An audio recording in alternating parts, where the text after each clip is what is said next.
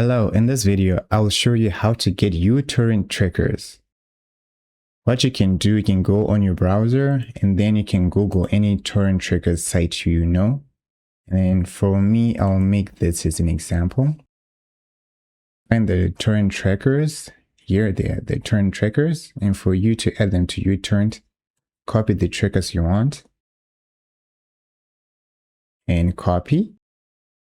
Then open your uTorrent.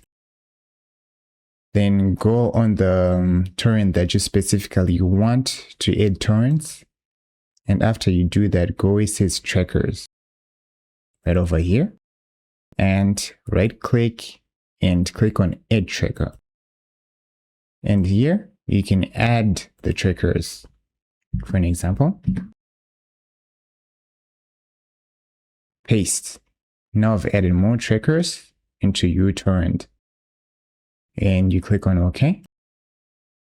And you're done.